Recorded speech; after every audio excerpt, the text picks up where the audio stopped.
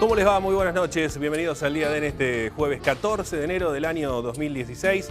Una semana más que ha transcurrido de este año, de esta temporada de verano, que tiene muchas cosas para analizar. En principio, la cantidad de gente y aquello que nos dicen y esto que está ocurriendo, ¿no? Por ahí publicaba un medio nacional que había un 50% menos de turistas. En realidad ya empecemos con esta cuestión de que los porcentajes para una ciudad como Mar del Plata son relativos, ¿no? Con la capacidad que tiene y disponibilidad que tiene para recibir turistas. Hablar de un 50% de turismo en Mar del Plata es llenar varias ciudades, ¿no? Ya se empieza de ahí. De todas formas, parece que el porcentaje es bastante menor a eso en cuanto a la cantidad menos de turistas que ha venido en relación a una temporada histórica como fue la anterior. Pero permítanme también, más allá de esta cuestión del turismo no, verano no, digamos, de este año 2016 que está comenzando y esta semana que ha pasado y por ahí parafraseando a los grandes clásicos, ¿no? Algo huele mal en Mar del Plata, ¿no? Hay algunas cuestiones que todavía están sin resolver y hay unas cuestiones que están apareciendo de índole política que todavía nos quedan bastantes dudas de cómo se van a resolver, ¿no?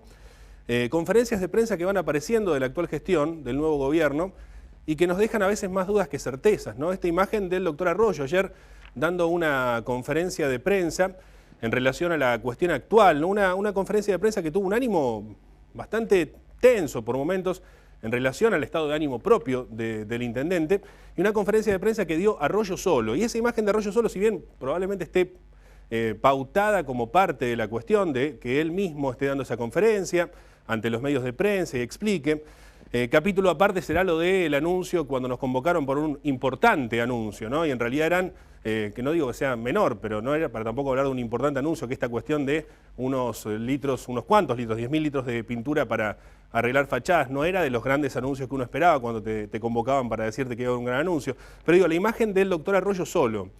Esa imagen, insisto, por ahí estaba pautada para que el intendente hablase ante los medios, explicara una situación que ya sabíamos o estábamos conociendo, que es la cuestión económica del municipio, que aparentemente está en un estado realmente muy malo. Pero digo, esa imagen también puede servir de manera metafórica a lo que está ocurriendo en los últimos tiempos y nos preocupa también, ¿no? Sentimos, entendemos, esto he hablado con algunos colegas y viendo un poco la realidad, que por momentos lo están dejando bastante solo a Arroyo.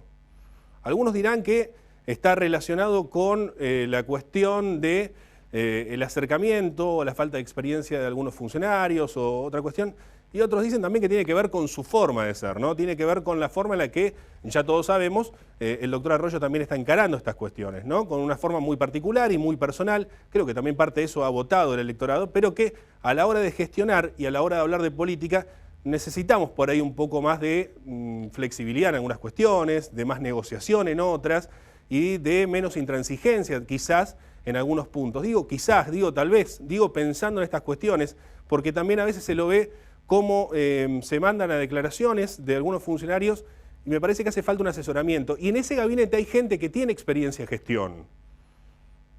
Y por ahí podrían asesorar en tal cuestión o tal otra. Y también está pasando el tiempo. A ver, lleva poco más de un mes de gestión esta nueva gestión y por este motivo también hay cierto margen de maniobra o cierto margen de acomodamiento, de organización interna, como decíamos la semana pasada, también en plena temporada, esta cuestión de las fechas de empezar, como decíamos también el jueves último, son cuestiones que complican.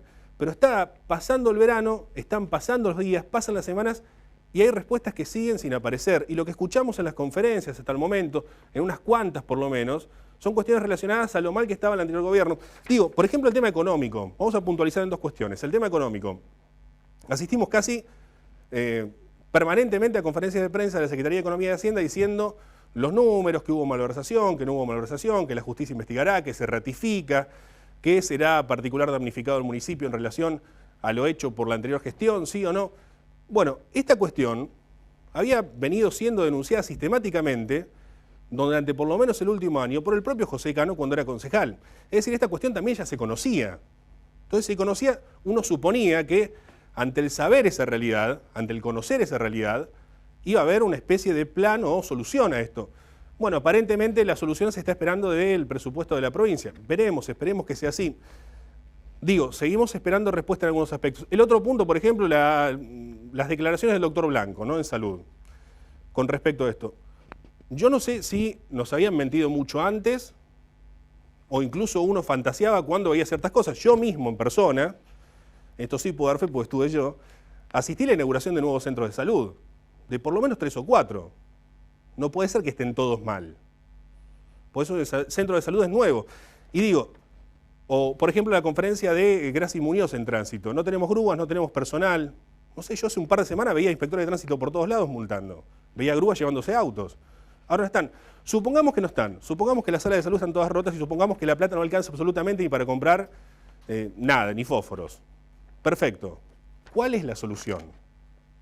Porque ya ha llegado el momento de también expresar qué es lo que sigue, qué es lo que va a venir y qué es lo que se va a hacer. ¿Qué rumbo se va a tomar? ¿Cuáles son las soluciones a estos problemas? Creo que está bien e incluso corresponde a un funcionario público denunciar, plantear, mostrarnos cuál es la realidad. Perfecto.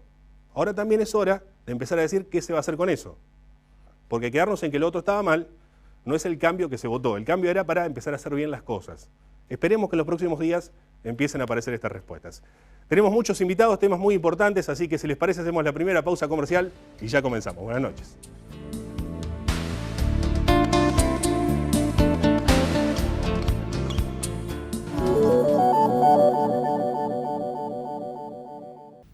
Colegio de Ingenieros y Centro de Ingenieros.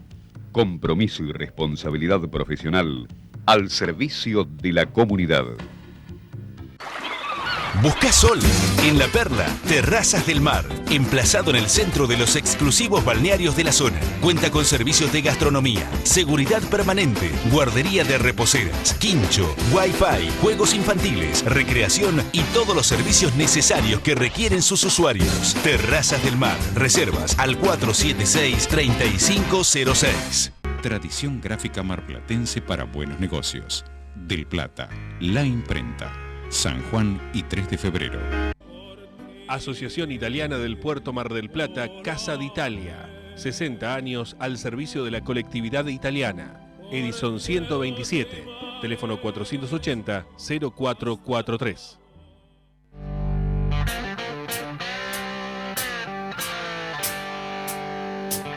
Sindicato Luz y Fuerza Mar del Plata, 25 de mayo, 4135.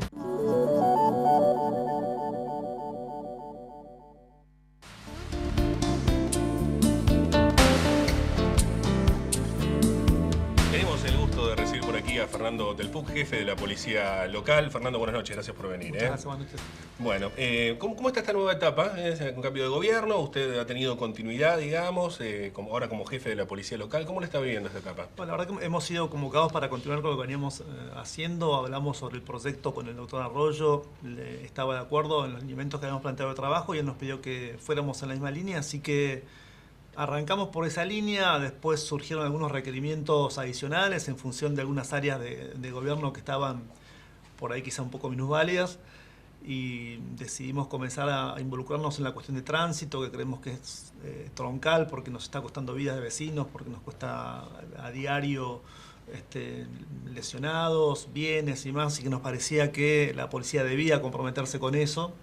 Así que ya comenzamos con eso. Ahora estamos asistiendo un poco también a inspección general en algunas áreas que también está quizá un poco sobrepasada, y en ese marco comenzamos a trabajar ya esta semana con ellos y con Desarrollo Social, haciendo un relevamiento de la gente en situación de calle en la ciudad de Mar del Plata, porque ¿qué pasa? Nos encontramos en la temporada con que tenemos un montón de individuos que aparecen en la calle que no son vecinos marplatenses, o sea, que vienen a hacer su temporada en esa condición. Entonces, no nos parece lógico que los espacios públicos sean invadidos por este tipo de turistas, entre comillas. Entonces, se ofrecen los lugares de albergue si hace falta, pero también resulta bastante inadmisible ver gente durmiendo en porches de edificios, en plazas, en distintos lugares, porque nosotros queremos una ciudad convocante y nos parece bueno que eso sea así, pero no podemos estar en una ciudad en la que vale todo. O sea, hay que volver a la normalidad, hay que volver al respeto de las ordenanzas,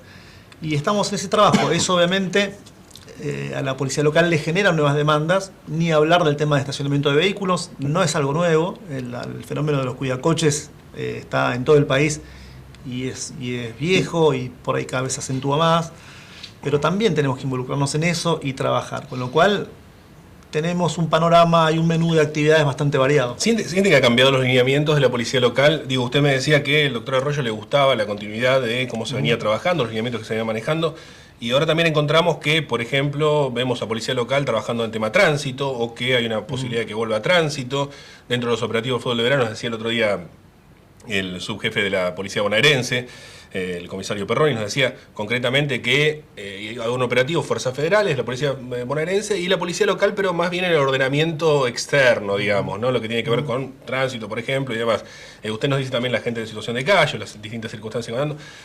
Por ahí uno entiende que puede haber una tónica distinta en torno al objetivo inicial a este. ¿Lo hay o sigue siendo el mismo lineamiento? No, el objetivo sigue siendo el mismo. Nosotros todo esto que estamos, las funciones que estamos adquiriendo, las hacemos con la premisa de no abandonar los barrios y no sacrificar el despliegue que teníamos en toda la periferia y algunos lugares específicos en los que nos interesa seguir manteniendo la presencia.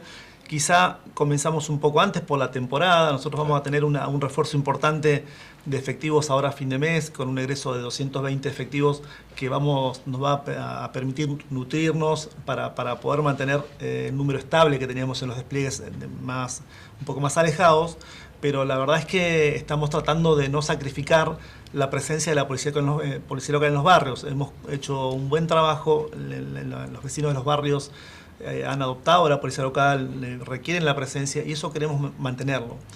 Ahora, también es importante que el Estado esté presente en las otras áreas. Si yo no puedo permitir ni tolerar que se cometa una infracción delante de un policía local y que ese policía local no haga nada. Claro. No policía local ni nadie. Creo que el funcionario público en general y un policía local es un funcionario polivalente, donde tiene que tener capacidad de comprender una realidad y entender que eso puede terminar en un accidente y termina lesionando o matando a un vecino. Acá digo, hay un bien fundamental a tutelar que es la vida. Y tanto vale la vida de un vecino cuando le entraron a robar, como el vecino que mata a un imprudente manejando alcoholizado, a exceso de velocidad, en contramanos. Estamos lamentando, no digo a diario, pero semanalmente tenemos víctimas fatales por accidentes de tránsito.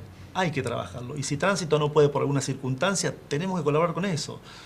Es una función también de la policía como integrante del Estado, ¿no? Me decía el otro día un policía local, no voy a dar el nombre, ni siquiera se lo voy a comentar fuera de aire para no comprometerlo.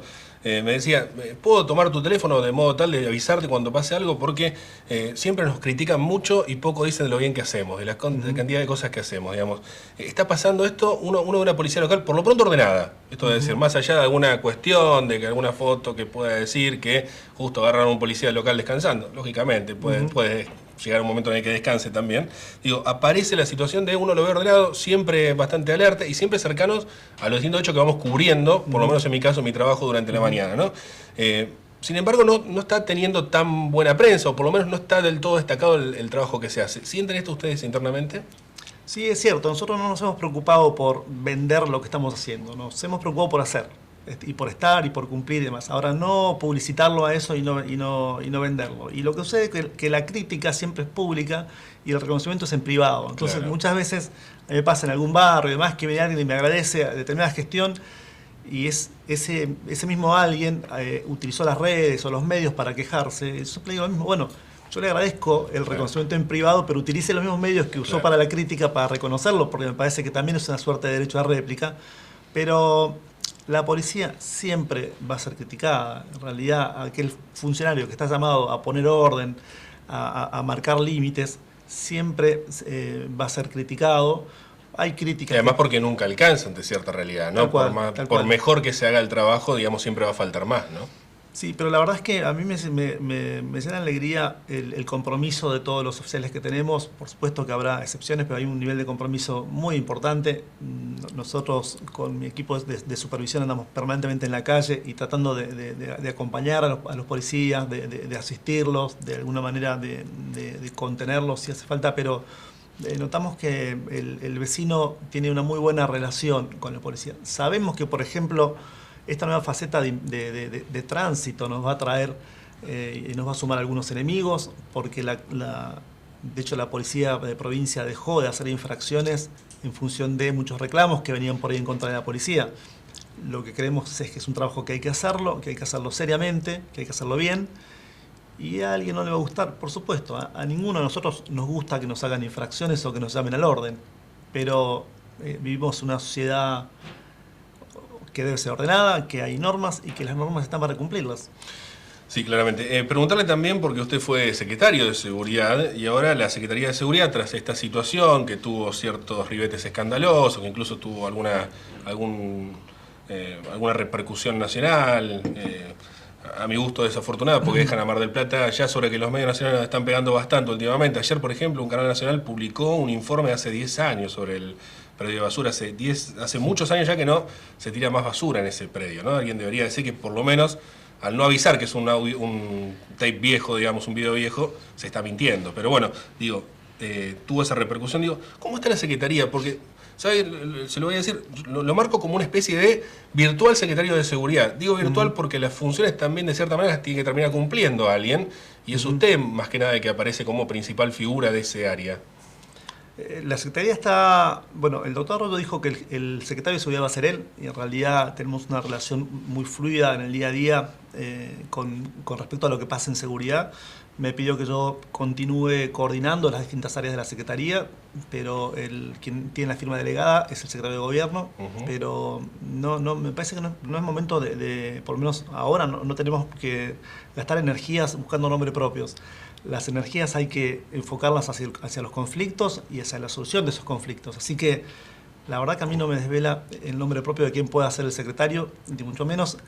Sí me desvela la necesidad de llevar la solución de seguridad al vecino, y en ese sentido estamos trabajando desde el centro de monitoreo, desde las distintas áreas de la Secretaría, para llevar una mejor respuesta a los Pero vecinos. funciona la Secretaría como tal, Por está supuesto, funcionando, claro las que áreas sí. siguen estando. Claro que sí. Digo, porque hay alguna duda con respecto, por ejemplo, a asistencia a la víctima, hay algunas dudas con respecto a lo que tiene que ver con el análisis estratégico del delito. De hecho, hoy lo he cruzado al doctor Tobias Slater. Digo, ellos no están ahí Gastón Herrero, no está Slater, pero digo, siguen funcionando esas áreas. Las áreas siguen funcionando. Lo que va a suceder es que nosotros hemos propuesto alguna relocalización de algunas áreas. Nosotros desde un principio creímos, por lo personal creí que la asistencia integral a la víctima es un área que está muy vinculada a desarrollo social que a seguridad por ahí, ¿no? Y entonces, ¿por qué? Porque las acciones propias del área tienen más que ver con desarrollo social. Entonces estamos trabajando en una mudanza puntualmente de esa área hacia desarrollo social, y Vilma Baragiola con mucho gusto lo recibe, porque ella también lo entiende así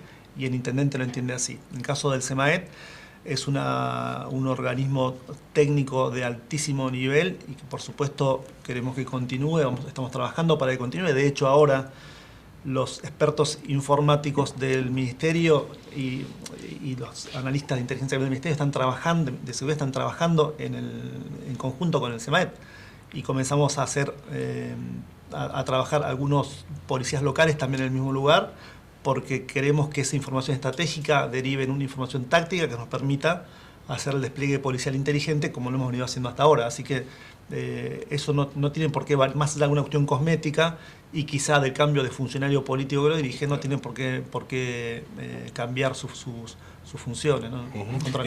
¿Va a haber más policías locales? Van a salir anteriormente, en la anterior gestión se anunciaba la posibilidad de más policías locales. ¿Están por salir? ¿Se va a esperar un poco más? ¿Cómo se trabaja ese tema? Nosotros tenemos que esperar una definición política de la provincia de Buenos Aires para ver el destino final de las policías locales. Yo he solicitado que se incorporen al menos 500 más. Y esto tiene que ver con la necesidad de reemplazar muchos lugares donde el municipio pagaba servicios adicionales a la policía de la provincia de Buenos Aires para que custodie esos lugares, que me parece que es un gasto que es innecesario para el vecino. Entonces un policía local tranquilamente puede cubrir una sala de salud, que son lugares de servicio público y más, sin necesidad de pagar un servicio adicional. Creo que se vienen tiempos de un gasto más inteligente. Me parece que la policía local puede contribuir a ese gasto más inteligente, independientemente que al tener más gente vamos a poder hacer un despliegue mucho más ambicioso del que tenemos hoy por hoy. Una última, Fernando, ya no tenemos tiempo, pero es una última pregunta que le debo hacer, ¿no? El doctor Razona, cuando se fue de la Secretaría de Seguridad, estuvo pocos días, hizo una fuerte denuncia sobre supuestos hechos de corrupción, o por lo menos hechos no estaban claros. Usted estaba de Secretario de Seguridad, digo, ¿qué opina de todo eso? Son dichos del doctor Razona, que nosotros pedimos que se haga una auditoría para quedarnos tranquilos en lo administrativo, y obviamente hay una denuncia penal. como para que se dirima también en la justicia, la denuncia que se ha hecho. La verdad es que yo no quiero, una vez más, gastar energías en algunas cuestiones que pasan por los dichos de un funcionario que estuvo 6 días. Yo lamenté, porque tuve buena relación con el doctor Razona, me parecía un hombre lúcido. Lamenté que no se hubiera quedado, porque yo creo que si a uno lo designan para una función y encuentra algo que es caótico según sus dichos, me parece que el desafío de todo funcionario es quedarse para transformarlo. Yo creo que las realidades se transforman desde la lucha y desde el compromiso, no pegando un portazo y opinando desde afuera, porque se le hace un flaco favor a quien lo convocó, inclusive como protección de trabajo personal. Pero esperemos que se defina la auditoría y la causa penal. Muchas gracias, amigo. Por favor, gracias. Fernando Telpuc, jefe de la policía local, en esta noche del día. Hacemos una breve pausa. Quédese, ya volvemos.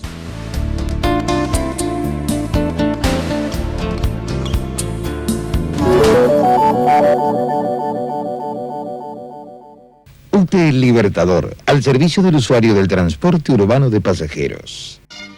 Compañero encargado, afíliese a Suter IH, 14 de julio 1849, 495-9012, Juan Domingo Rodríguez, conducción.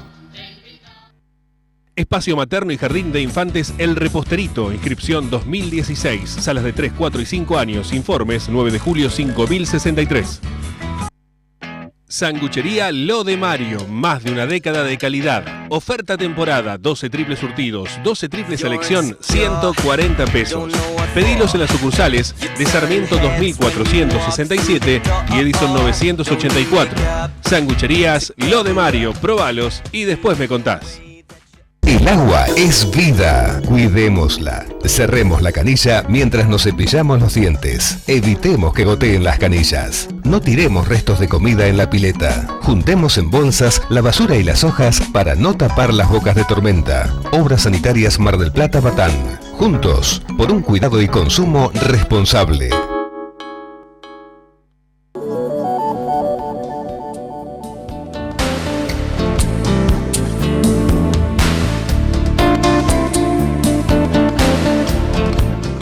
Recibimos en esta noche del día de hoy al doctor Walter Martínez Soto, quien es el fiscal de menores. Doctor, buenas noches, gracias por venir. Muchas gracias a usted por invitarme. Bueno, ha sido renombrado en los últimos días también por una causa en particular.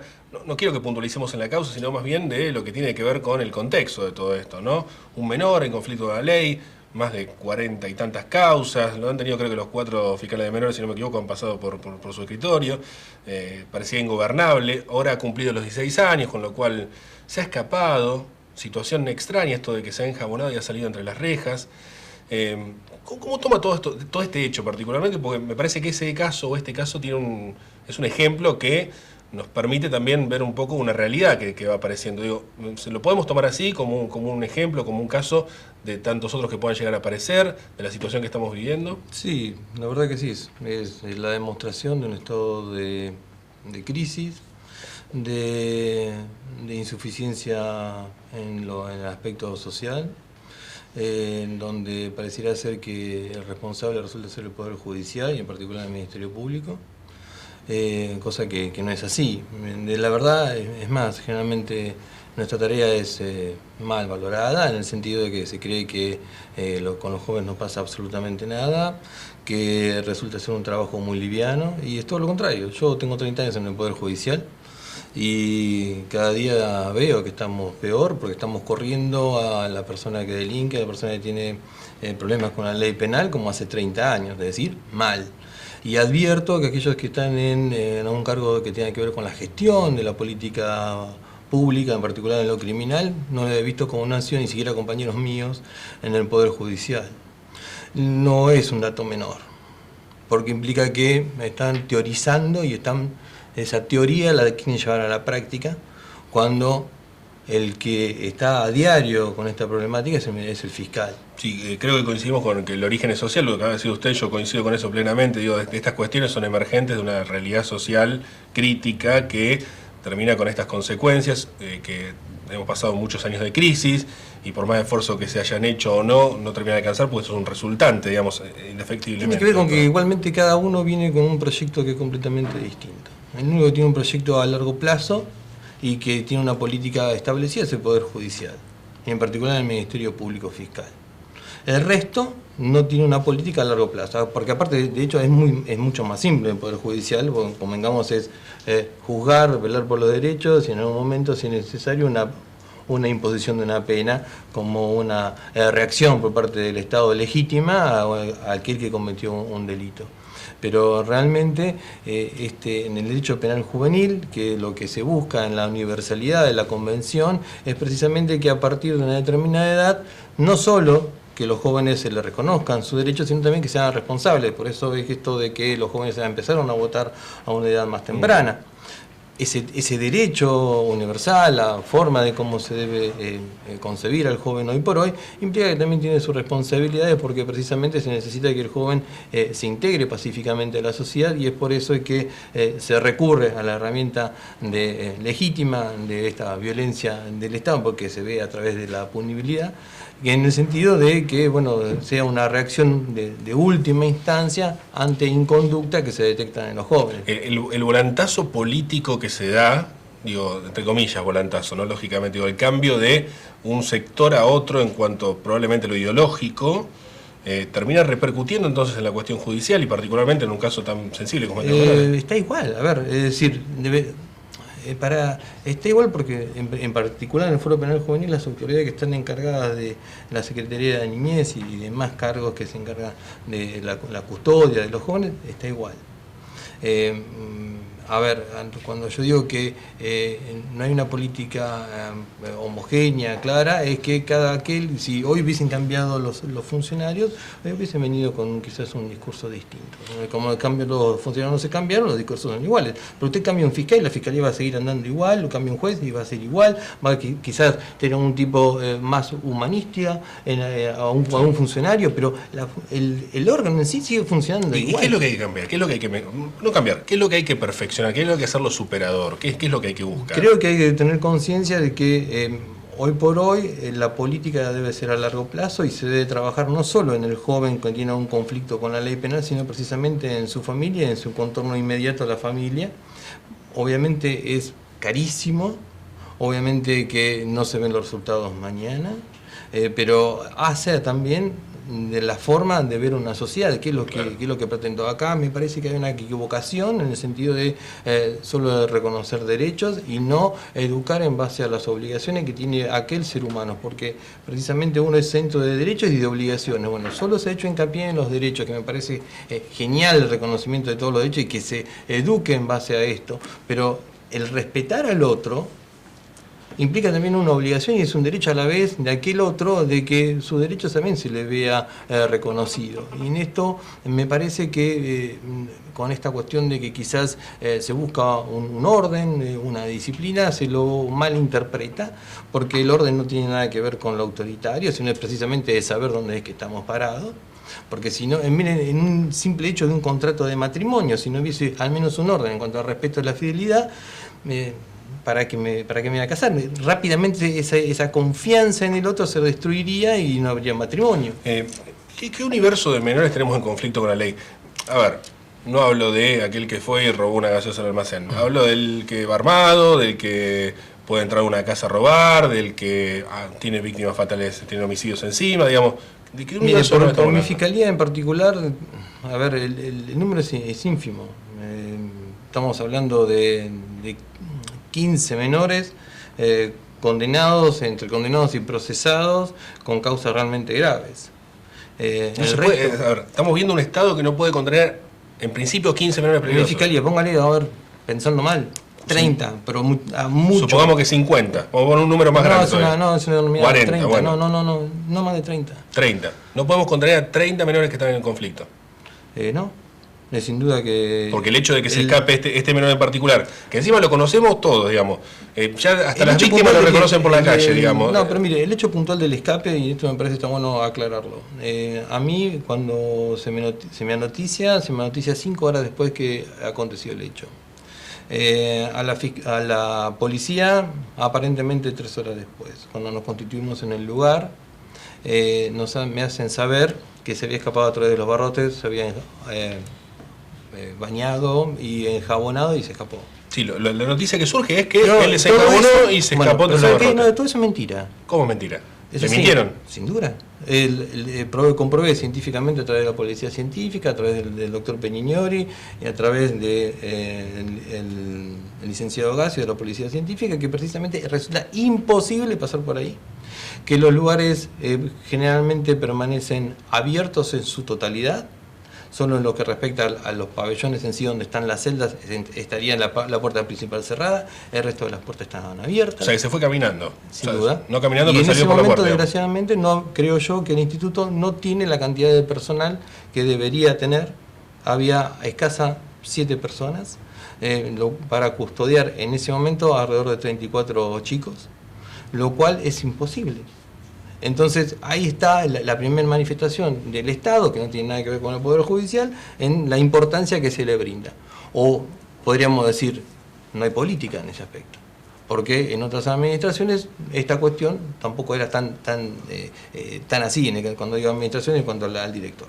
Me parece que es una mala implementación, porque si tengo un instituto que tiene forma de cárcel, el trato es en principio de un sistema penitenciario, es incoherente que esté todo abierto. De hecho, esa estructura de cárcel yo creo que sea la más adecuada para que en algún futuro tener jóvenes ahí alojados y que se reinserte socialmente en forma de paz, porque ya ha pasado por un sistema carcelario que deja una marca muy importante. Ahora, doctor, fallamos en lo social por lo que estamos hablando, fallamos en el tema de educación, derechos y obligaciones, tener bien claro qué nos corresponde a cada uno, fallamos en la inclusión, fallamos en el hecho de tener como emergente estas consecuencias, fallamos en lo posterior, no se pudo controlar, se comete un delito, termina en una situación de, buscamos la reinserción, y falla eso también.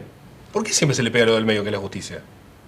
Porque es más fácil, en Palmaria yo doy la cara, igual que mis 4 colegas en el del Fuero. ¿Pero hay errores en la justicia también? No, ¿Hay errores en el Poder Judicial también? Lo que se ha construido a partir de la sanción de la ley 26.061 y la 354, es un sistema de enjuiciamiento y de responsabilidad penal igual que el de mayores. Diría perfecto, porque es acusatorio, flexible, si el delito no es importante, rápidamente esto se deja de lado, se remite al mejor concepto médico al respecto. Pero, lamentablemente, esta cuestión no es sola, porque el sistema penal juvenil se implementa cuando el joven es completamente incontrolable de la prevención a través de las agencias de promoción y protección de derechos. Entonces entra el Poder Judicial en esa instancia, pero no es tomarlo y dejarlo aislado en algún lugar o depositado, como aparentemente son los lugares hoy por hoy que contamos. Se necesita de un abordaje, y ese abordaje tiene que ver precisamente con tratar de cubrir la falencia que tiene ese joven, ya sea por su derecho a la salud, porque es drogodependiente, porque tiene una falta de contención familiar, pero obviamente si tiene muchas veces esta falta de contención familiar viene acarreado de que la familia ha dejado de ser capaz para poder educarlo al joven. Y con esto no quiero decir que haya que sacarlo y que el Estado lo tiene que suplantar, sino que precisamente tiene que estar al lado de la familia para poder acompañarlo y salir de este problema. Pero obviamente hay un montón de agencias, municipales, provinciales, nacionales, secretarios, subsecretarios, ministros. Acá es muy fácil, somos 4 fiscales, 2 jueces de garantía, 2 jueces de juzgamiento. ¿A quién va a ir a buscar usted? Y yo estoy siempre en mi despacho, a las 8 de la mañana yo ya estoy. Y usted me llama por teléfono y yo estoy. Entonces es muy fácil echarle la culpa al Poder Judicial. La policía como trabaja, horrible, cada día peor. Entonces realmente me resulta un estado, diría, futurista, en el sentido de pensar que se tiene una oficina estratégica para poner donde los policías se los vean mejor y se ataque. Eso, si me disculpa, es un discurso. En la realidad yo no lo veo. He comenzado a tener errores yo de ortografía, de leer las barbaridades que escriben. ¿Me entienden? Entonces estamos vendiendo una cuestión que es completamente ajena a la realidad. Y con eso trabajamos todos los días los fiscales y el Poder Judicial. ¿Me entiende? Es más, muchas veces hasta los mismos jueces de garantía quieren que vayamos nosotros, los fiscales o personal de mi fiscalía, a encabezar procedimientos, pues ya no confían en nadie. Y eso tenemos un grave problema. un grave problema porque en la mayoría de las policías del mundo, el policía es un referente ante un inconveniente, alguien que lo va a salvar, alguien que va a hacer que si están mal las cosas lo va a encaminar y después entra la justicia. Acá hoy se está pidiendo que los fiscales estemos en los barrios, en donde está distorsionada la cuestión, eso por falta de confianza en la primera agencia que es la de seguridad, en este caso la policía.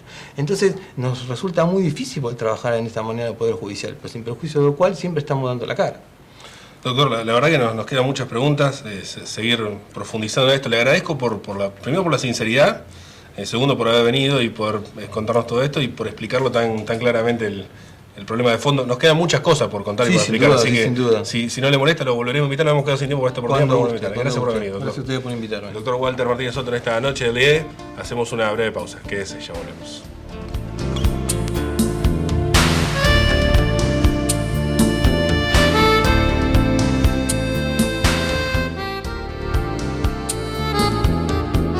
Asociación Gremial Empleados de Administración, Maestranza y Servicios de los Casinos de la Provincia de Buenos Aires. Palucho 3612. Teléfono 494-0792. Colegio de Ingenieros y Centro de Ingenieros. Compromiso y responsabilidad profesional al servicio de la comunidad. Busca sol en La Perla, Terrazas del Mar, emplazado en el centro de los exclusivos balnearios de la zona. Cuenta con servicios de gastronomía, seguridad permanente, guardería de reposeras, quincho, wifi, juegos infantiles, recreación y todos los servicios necesarios que requieren sus usuarios. Terrazas del Mar, reservas al 476-3506. Tradición gráfica marplatense para buenos negocios. Del Plata, La Imprenta. San Juan y 3 de febrero. Asociación Italiana del Puerto Mar del Plata, Casa d'Italia. 60 años al servicio de la colectividad italiana. Edison 127. Teléfono 480-0443.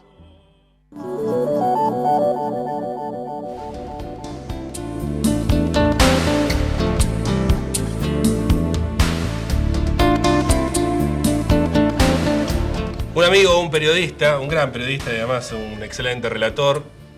Tengo el gusto de compartir el aire de L9 con él todas las mañanas y también escucharlo bastante en cada una de sus transmisiones porque en esta época del año, del verano, con un gran esfuerzo y un gran trabajo va a estar relatando todos los partidos de los torneos de verano, incluyendo el Superclásico de Mendoza, y durante el año viaja a todo y cuanto lugar vaya Aldo Civi, acompaña la campaña del equipo de Mar del Plata por todos los rincones del país. Eso implica un gran trabajo de logística, un equipo que está detrás de él, un movimiento, el trabajo que implica también la venta para quienes trabajamos en esto, ¿no?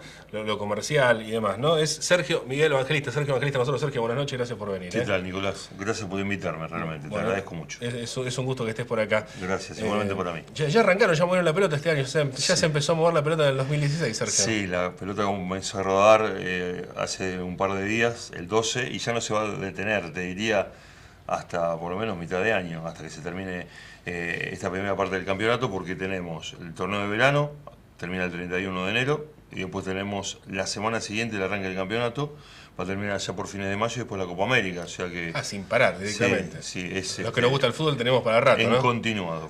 Copa América, una edición especial, ¿no? Sí, porque se cumple un aniversario de la Conmebol, por eso tenemos una edición especial de la Copa América. ¿Cómo arranca este torneo de verano, Sergio? Porque hubo muchas cuestiones, que el estadio, que no el estadio, que tantos partidos en tan poco tiempo, que la seguridad es otro de los temas. Digo, ¿cómo arranca este torneo de verano? En lo que tiene que ver con el fixture, esto me tocó hablarlo con Valentini, yo creo que es una agenda cargada de partidos. De todas maneras, es un fixture histórico, Nicolás, porque tenemos los 5 grandes del fútbol argentino y tenemos la participación del Aldo Civi, nada menos. Pasa que tenemos partidos por las fechas, los equipos. No te olvides que hay varios participantes de este torneo que van a jugar Copa Libertadores. Claro. Entonces se juega muy rápido, día por medio. Entonces no hay tiempo, sobre todo en los primeros partidos. Yo creo que lo más atractivo que tiene el torneo, no tengo dudas, son los clásicos. Claro. Boca River en primer lugar. Pero hay un montón, juegan casi todos los clásicos. Sí, ¿no? Juega Boca River, San Lorenzo Huracán, por primera vez aquí, Independiente Racing y Gimnasia Estudiantes. Lo de La Plata, lo del San Lorenzo Huracán, que es fuerte, es muy fuerte. Avellaneda. Nos faltaría el de Rosario, creo que tenemos los clásicos más importantes. Sí, ¿no? Bueno, siempre Valentini, yo le he consultado y me dijo que por un tema de desplazamientos en la ruta, Valentini organizó en Central News en Necochea hace algunos años ya, Pero bueno, acá en Mar del Plata es el único clásico que nos falta, y algunos de los cordobeses, Talleres, Instituto. Después el resto ya se jugaron todos acá. Digo, en el marco de todo esto, ¿aguanta el estadio tantos partidos en tan poco tiempo? Sí. No te olvides que en el primer partido el lunes llovió muy fuerte y el martes el estadio estaba bien, estaba en condiciones. Uno se pregunta, tantos partidos en tan poco tiempo. Pero si tomás el año pasado, un mes, digamos, de temporada alta, de los 3 equipos que estaban participando, Alvarado, Aldo Civi y Unión, jugaban más o menos la misma cantidad, un poco menos a lo mejor, pero estábamos entre 8 y 10 partidos. ¿Sabés que ayer vi un informe en un canal nacional, Sergio? Sí. Que hablaba del estadio prácticamente destruido, en ruinas creo que decía, si no me equivoco, el título. Sí. Y preguntaba si había peligro de derrumbe. Sinceramente, yo he ido al estadio, vamos al estadio habitualmente, vemos los partidos, nos gusta el fútbol, vamos a la cancha habitualmente a ver Primera División con Aldo Civi, vamos a ver Alvarado ese, digamos, hay una cuestión ahí de ir al estadio habitualmente. Sí. La señora que me dice que hasta estaba mejor el estadio en los últimos tiempos, hasta que había mejoras, digamos, mejores las butacas, se había pintado, digamos, es simplemente que había hecho, se está por caer el estadio y no me dijeron nada, o ¿qué hay de todo eso? Vos lo conocés muy bien el estadio, vas casi todas las semanas y ahora en el torneo de verano vas día por medio. Sí. ¿Se está por caer abajo el estadio? No. Es una cosa que, bueno, se ha dicho, hay que ver después quién lo dice, porque desgraciadamente vivimos en estos tiempos que corren, Nicolás, que la persona que dice algo tiene que decir, bueno, ¿y qué idea política tiene? ¿O para dónde va? Claro. ¿O qué es lo que quiere pensar? Entonces hay que acercarse al equilibrio, que es lo que me parece que uno trata de hacer siempre. Al estadio hay que hacerle cosas. Esto está claro e inclusive reconocido por las propias autoridades, las vigentes. Hay que hacerle cosas dentro de la estructura y fuera de ella. Entonces, lo que hay que hacer en principio es enfocar a lo inmediato en lo que tiene que ver dentro del estadio, y afuera es verdad, por Canosa, la falta de luminarias, la basura que se acumula, no hay peligro de derrumbe ni cerca, ¿no? Eso. Yo te puedo asegurar que hay estadios que están mucho peores. El Minera no está peor, pero en condiciones mucho más bajas de lo que está este estadio. Alguien me decía por ahí el estadio, el acceso al estadio. Hay estadios de equipos grandes de primera división que es deplorable entrar. Claro. Las entradas. Equipos de primera división que se te complica entrar, o la incomodidad, o que pasan cosas parecidas como acá. No sé, no conozco, me imagino un estadio como el de Temperley, por ejemplo, ¿no? Hace mucho que no voy, no me tocó ir este año, pero por ejemplo el estadio de Defensa y Justicia. Defensa y Justicia, claro. Por ejemplo. Lo conozco el estadio de Temperley, pero no fui ahí últimamente. Sí. Pero bueno, hasta cuando me tocó relatar Aldo Civi Independiente, en la cancha Independiente en plena construcción, era imposible el acceso principal. Estamos hablando de Independiente. Seguramente ya se debe haber mejorado, pero bueno, las estructuras a veces hay que cambiarlas. Es cierto que el estadio desde el año 78, que no se hace una modificación profunda, es cierto que todos los estadios indicados para el Mundial 78 todos fueron modificados y el Minera no. Hubo otros estadios como el de Jujuy que se fue ayornando y está realmente muy bien porque se preparó para la Copa América, lo recordarás. Sí, hubo varios estadios que se mejoraban con la Copa América. Exactamente. Bueno, Santa Fe, por ejemplo. Yo creo que la solución inmediata es, a través de estas autoridades, hacer hincapié en poder dejarlo de la mejor manera. De todas maneras, así como está, puede albergar un equipo de primera división todo el año como Aldo Civi. Justamente eso te quería preguntar también. ¿Cómo es viajar todo el año, semana por medio? Para cómo toca un día Tucumán, otro día, no sé si ahora no, porque no está Tucumán primero. Sí, pero San Juan. San Juan, tenés Misiones, que te van a cruzar al norte, y yo creo al sur, al este, al oeste. Me ha tocado varios meses, cuando Aldo Civi estaba en el Nacional B, cada 15 días viajar lejos. Claro. Porque había 2 o 3 equipos nada más que estaban, digamos, en Capital Federal. Después el resto eran distancias muy grandes. De Comodoro a Jujuy sin escala, por ejemplo, ¿no? Cada 15 días. Sí, y en colectivo. Bueno, me acuerdo una vez que fui a Jujuy, que hacía ese programa a la mañana, el sábado, y llegué como a las 4 de la tarde ese día. Había salido el día anterior, ¿no? 24 horas de viaje más o menos. Mendoza, Jujuy, San Juan.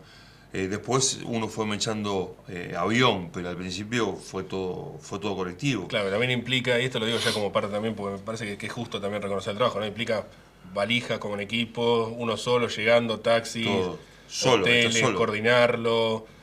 Y sí, toda la parte logística te lleva la semana previa del partido como mínimo. Y después, bueno, instalarte, hacer un canje con un colega de aquel lugar. y después devolverle ese canje cuando viene acá. Cuando digo canje hablo de hotel, alojamiento, porque son cifras muy costosas. Entonces hay un intercambio. Más allá de lo comercial, más allá lógicamente no vamos a hablar del tema económico ni nada, digo... ¿Te imaginas que ahora Aldo Civi en primera es como estar en Disneylandia? Porque viajo lejos una vez, claro. cada tanto. Digo, no tanto pero más allá de lo comercial, digo, la gran satisfacción o la gran recompensa está en ser la voz que lleva la información desde el lugar donde están, ¿no? Sí, puede ser. Mucha gente con la radio prendida escuchando lo que vos le decís. La radio es el vínculo inalterable con la gente en este momento, ¿no? Que no tengo dudas de eso. Y por más que haya televisión y que te pasen todos los partidos por televisión, yo creo que la radio tiene ese plus que no lo tiene otro medio. Además la fuerza de lo local, digamos, claro, ¿no? De transmitir en el mismo lugar que eso. Sí, además de transmitir en el mismo lugar, la radio te lleva por lugares en los cuales vos le vas trasladando al oyente lo que estás viviendo. Una última, porque ya no tenemos mucho más tiempo, Sergio. Simplemente preguntarte, este año Aldo Civi, ¿cómo lo ves? Ha tenido una gran campaña el año pasado en Primera División, se ha sostenido en Primera División. Sí. ¿Cómo arranca este 2016? ¿Cómo ves este 2016 Aldo Civi? Mirá, la idea está muy encaminada. Se fue el Pepe San, vino Penco, vino Dineno, vino Ledesma. Es decir, de los muchachos que se fueron, en el lado de San se emparejó. Fíjate el San que llegó y el San que se fue, ¿no? Pinco a lo mejor necesita minutos para adaptarse, pero yo creo que hay equipo para hacer una campaña similar al año pasado y ojalá superarla. Gracias por venir, Sergio. No, por favor, un placer. Sergio Miguel Evangelista, periodista, colega, amigo de la casa aquí, contándonos un poco de este detalle, de lo que tiene que ver con el torneo de verano y con lo que se viene con este 2016 en el mundo deportivo y particularmente del fútbol. Hacemos una nueva pausa, quédese, ya volvemos.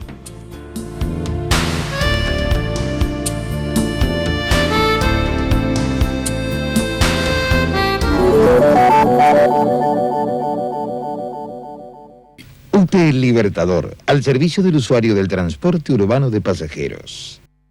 Sanguchería Lo de Mario, más de una década de calidad. Oferta temporada, 12 triples surtidos, 12 triples selección, 140 pesos. Pedilos en las sucursales de Sarmiento 2467 y Edison 984. Sangucherías Lo de Mario, probalos y después me contás. Espacio materno y jardín de infantes El Reposterito, inscripción 2016, salas de 3, 4 y 5 años, informes 9 de julio 5063. El agua es vida, cuidémosla. Cerremos la canilla mientras nos cepillamos los dientes. Evitemos que goteen las canillas. No tiremos restos de comida en la pileta. Juntemos en bolsas la basura y las hojas para no tapar las bocas de tormenta. Obras Sanitarias Mar del Plata, Batán. Juntos, por un cuidado y consumo responsable. Compañero encargado, afíliese a Suter y H, 14 de julio 1849, 495-9012, Juan Domingo Rodríguez, conducción.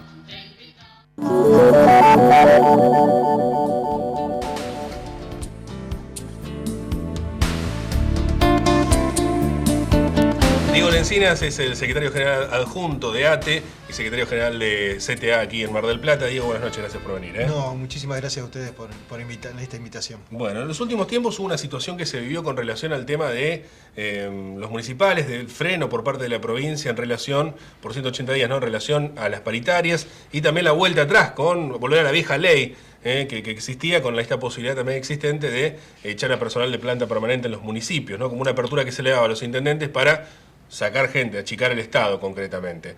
¿Esto pudo ser revertido finalmente, Diego? Sí, nosotros durante muchísimos años veníamos reclamando desde la provincia de Buenos Aires avanzar en una nueva ley que les permita a todos los trabajadores municipales dentro de la provincia discutir en igualdad de condiciones una paritaria y una estructura en cada municipio acorde a las necesidades de la sociedad local. Nosotros finalmente en la gestión anterior pudimos terminar de definir y aprobar una ley de paritarias municipales que desgraciadamente una de las últimas decisiones que ha tomado el gobierno provincial fue sacar un decreto donde frenaba por 180 días la nueva ley, lo cual implicaba que no iba a permitirse una discusión de paritarias en los municipios y lo más grave para nosotros también no solo era eso, el aumento salarial, sino también que habilitaba a los intendentes municipales a avanzar avanzar con los despidos de trabajadores, no así de los precarizados, sino también avanzar sobre los trabajadores de planta permanente. O sea, concretamente lo que quería María Eugenia Vidal era no dar aumento, o sea, no iba a haber aumento a pesar de la evaluación, a pesar del aumento de precios, no iba a haber aumento para los municipales por 180 días, o sea, por medio año por lo menos, se iba a empezar a discutir después de mitad de año. Exactamente. Y poder echar gente, eso es concretamente lo que se buscaba. Tal cual.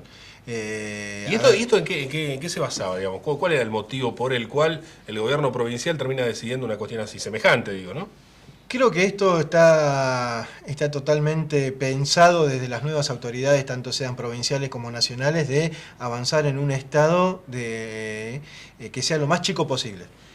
La decisión de María Eugenia Vidal se condice con lo que estábamos pasando los trabajadores nacionales en los distintos organismos nacionales, de este achicamiento y expulsión de cientos y miles de trabajadores del Estado. A ver, yo tengo una situación para plantear y para preguntarte, Diego, en relación a este tema, ¿no? Porque se habla mucho de los ñoquis y particularmente los ñoquis de la cámpora, ¿no? Digo, no es posible que en el marco de pensar, lo cual ya está mal, ¿no? Digamos, echar a alguien por una militancia política ya está mal, sea el partido que fuere, digamos, sea la cámpora, sea la juventud radical, sea el que sea, digamos, sean los jóvenes de cualquier otro grupo, digamos, ya está mal, digamos, ¿no? Pero, digo, suponiendo que hay un respaldo popular para sacar los ñoquis de la cámpora, ¿no se estará metiendo en la misma bolsa otra gente también? Tal cual. Y claramente nosotros lo pudimos demostrar con uno de los primeros avances que hizo el Gobierno Nacional, que fue en la Cámara de Senadores, donde despidieron de la noche a la mañana a 2.035 trabajadores. Supuestamente todos ñoquis y todos militantes de la cámpora. Después, a la semana tuvieron que rever esa decisión porque se encontraron que dentro de los 2.035 trabajadores despedidos había compañeras que se encontraban en el periodo de licencia por maternidades, compañeros que habían ingresado por la ley de discapacidad, que tenían diversas discapacidades motoras, también habían sido despedidos. Echaron embarazadas y discapacitados, trabajadores que se desempeñaban en la mesa de entrada del Senado, eran la cara visible del Senado, con compañeros que tenían entre 95 y 97% de asistencia durante todo el 2015, comprobado por las planillas y la firma de ingreso y de egreso, habían sido despedidos con la excusa de que eran ñoquis. Ahí nos da la pauta de que esto es totalmente arbitrario y utilizan... Y es muy peligroso también, Y muy ¿no? peligroso. Y utilizan un argumento que algún sector de nuestra sociedad estaba esperando, esta situación de los ñoquis y de los militantes de la cámpora, para avanzar en lo que nosotros llamamos la tercera reforma del Estado, que es achicar directamente el Estado y hacer un Estado lo más chico posible sin dar respuestas. Porque claramente, es verdad, los últimos años ha ingresado muchos trabajadores a la planta del Estado. Ahora, el Estado que teníamos en el 2001 claramente no es el mismo que tenemos en el 2016. El Ministerio de Desarrollo Social, en su momento, acá en Mar del Plata, el Ministerio contaba con 4 trabajadores. Lo único que funcionaba prácticamente era la Comisión Nacional de Pensiones, que era alta por bajas. Moría una persona que tenía una pensión, automáticamente se le derivaba esa pensión a otra persona que estaba años y años esperando poder tener ese beneficio. Hoy, por una decisión política de la gestión anterior, eso se universalizó y hoy por hoy hay millones de personas que con distintas discapacidades pueden acceder a una pensión. Eso no se hace de forma automática, sino hay trabajadores que lleven adelante las políticas de gobierno, claramente. Por eso ha crecido el caso también del ANSES, con los distintos programas que llevan adelante el ANSES, el programa Conectar, el programa la Asignación Universal por Hijo. Todo eso, para que se lleve adelante y que se pueda realmente hacer políticas universales, tiene que haber trabajadores que la O sea, que en nombre de una casa de brujas, lo cual ya estaría muy mal, se hace algo mucho peor, que es directamente sacar un montón de trabajadores y dejar... Y además hay otra cuestión peor, esa gente queda en la calle. Queda totalmente en la calle. No es un dato menor que los distintos organismos internacionales, como forma de negociación, le están reclamando al Estado Nacional de que para poder avanzar tiene que haber una desocupación en la Argentina de un 25% para poder ponerle un freno a lo que van a ser las paritarias que se avecinan y para que empresas extranjeras tengan interés en venir a nuestro país. Pero para eso necesitan tener una desocupación mínima del 25%. En ese sentido, el Estado es el que les va a garantizar a las empresas dando el ejemplo de echar a muchísimas cantidades de trabajadores, de que acá el que viene puede despedir tranquilamente y no se los va a perseguir, no se les va a hacer respetar a los trabajadores sus derechos. Estamos hablando de que nosotros a nivel nacional de nuestra organización, desde ATE, estamos llevando adelante un relevamiento día a día de cómo está la situación de los despidos, y en la última semana estamos contabilizando en el Estado nacional, estados provinciales y estados municipales más de 18.000 despidos. Y en el sector privado, desde nuestra central de trabajadores, llevamos contabilizado alrededor de 15.000 despidos en todo el país. O sea, más de 30.000 personas, más de 30.000 familias quedaron sin trabajo. Sin trabajo. En este último mes. Exactamente. Ahora, que nos expliquen cómo vamos a hacer para que esas más de 30.000 familias vayan felices a sus casas. La verdad que es un despropósito. Y ante eso nosotros lo que estamos planteando claramente es organizarnos, porque ya de hecho, a raíz de la organización y de la pelea que hemos llevado adelante, en distintos lugares hemos podido revertir estas situaciones. Ese es otro de los puntos que quería preguntarte, Diego, en relación a lo que tiene que ver con las protestas, porque hay muchos sectores que están reclamando, antes había una protesta cada 2 días por el tema de impuestos a las ganancias. Ahora hay despidos masivos, hay situaciones graves que se están viviendo y no se ven tantas manifestaciones. Digo, ¿ustedes están pensando en salir a la calle nuevamente, en empezar a protestar con respecto a esto? Nosotros en ningún momento hemos abandonado la calle. Nuestra organización ATI y CTA ha sido consecuente durante los últimos años de salir a pelear, a reclamar. Inclusive creo que somos una de las organizaciones que más paro le ha hecho la gestión anterior, reclamando justamente la precariedad laboral que había en el Estado, tanto sea nacional, provincial y en algunos municipios. De hecho, a raíz de la fuerte pelea y el plan de acción que hemos llevado adelante en el último año en la provincia de Buenos Aires, hemos logrado que 4.800 trabajadores que se encontraban precarizados en toda la provincia de Buenos Aires puedan lograr finalmente llegar a tener el pase a planta permanente, que venían de años y años de estar en forma precarizada. No tuvimos la fuerza, la capacidad y también no hubo una decisión política por parte de la gestión a nivel nacional de avanzar también sobre la precariedad laboral que había en el Estado nacional. Eso fue una deuda pendiente nuestra y que queremos avanzar este año en terminar de resolverla. Nos encontramos con esta situación de que aprovechan la precariedad laboral que dejó la gestión anterior para avanzar con los despidos masivos.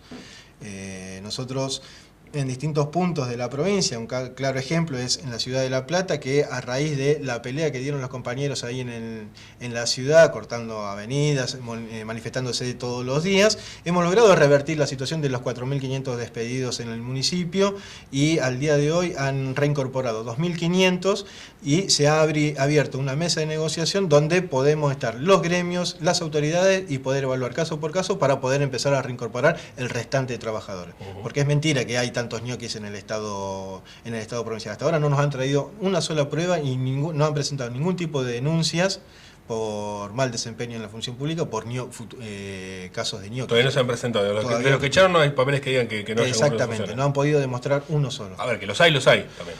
Eso es una realidad que también hay que asumir, ¿no? Hay mucha gente del Estado que evidentemente se está abusando de esa situación. Posiblemente, ¿no? Que han visto en gestiones anteriores el beneficio de acceder a algún tipo de contratación y han abusado de eso. Ahora, claramente los trabajadores que sostenemos el Estado diariamente no somos ningunos ñoquis y tendremos alguna militancia política, social. Sí, ¿qué ha pasado con los distintos partidos políticos? ¿Qué ha pasado con todos? Ahora, tenemos en claro todos los trabajadores del Estado que para nosotros lo que mejor podemos hacer es mostrar una institución lo mejor posible, porque esa es nuestra fuente laboral. Digo, no tenemos más tiempo, de hecho tenemos que cerrar el programa, pero cuando se hablaba de la campaña del miedo, si a mí me hubiesen dicho que iba a haber 30.000 personas sin trabajo en el primer mes, hubiese dicho que el caramelo media hora iba a durar 15 minutos. Digo, ¿podemos confirmarlo? Esto no es una campaña del miedo. Estos son políticas del miedo. Claramente se quejaban de la campaña del miedo que llevaban adelante algunos sectores del kirchnerismo. Ahora, lo que estamos viviendo son políticas de miedo, inclusive dicho por el mismo ministro de Economía de la Nación, pero que hay donde plantea de que si vamos a discutir salario tengamos cuidado con las fuentes laborales que se van a perder por ese aumento salarial. Entonces, claramente lo que están planteando esta gestión es una política de miedo hacia los trabajadores, que es el sector más vulnerable de la sociedad. Gracias por venir, Diego. Muchísimas gracias a ustedes por invitarnos. Diego Lencina de ATE y de CTA en esta noche del día de no tenemos más tiempo, les agradecemos a todos por habernos acompañado, los esperamos el próximo jueves a las 22 aquí por Canal 2 de Mar del Plata y en las distintas reiteraciones. También nos pueden encontrar en las distintas redes sociales, tanto en Facebook como en Twitter, y a través de YouTube podrán ver cada uno de estos programas. Que tengan una muy buena noche. Gracias por acompañarnos. Será hasta la próxima. Chao, gracias.